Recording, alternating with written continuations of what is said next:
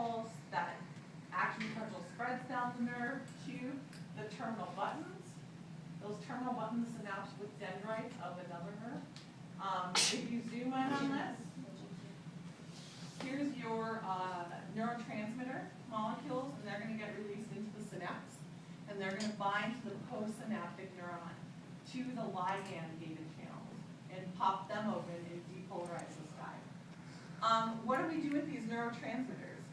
You can either break them down by enzymes in the postsynaptic neuron, or you can break them down by enzymes in the presynaptic neuron, or you can scoop them back up. So there's multiple things you could do.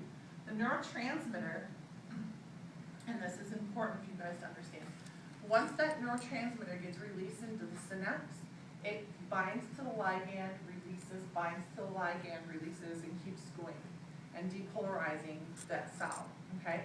Until it gets broken down or scooped back up, until it gets out of the synapse, okay?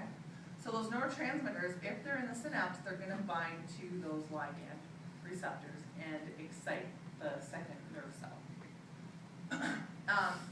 And it's not until they get broken down that they stop working, okay? They get broken down and scooped back up into the presynaptic neuron. A lot of drugs inhibit this. So cocaine is one of them.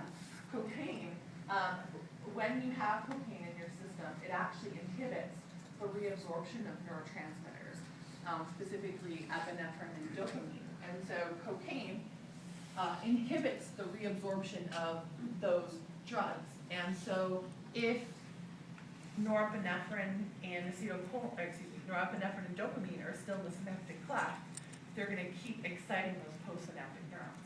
And so people who are on cocaine typically have that high. The reason why they have that high is because the postsynaptic nerve keeps getting stimulated. Keeps getting stimulated.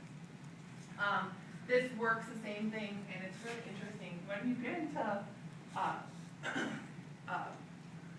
drug kinetics and how drugs behave, a lot of the drugs actually inhibit these reuptake enzymes or reuptake transport proteins.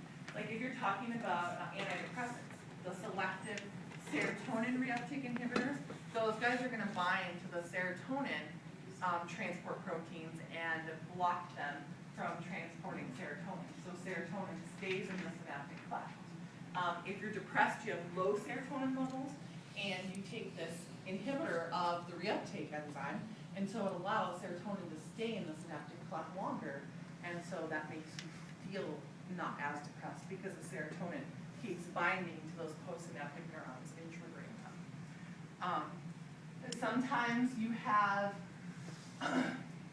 your pain response works in this way. You'll have pain receptors that bind, pain molecules that your body produces, and they'll bind to receptors, and that will cause you to feel pain. Tylenol or different types of morphine derivatives will bind to those pain receptors and stop them, or stop the other molecules from binding to them, so you don't feel the pain. So there's a lot of different ways you can use these. Okay. Any questions on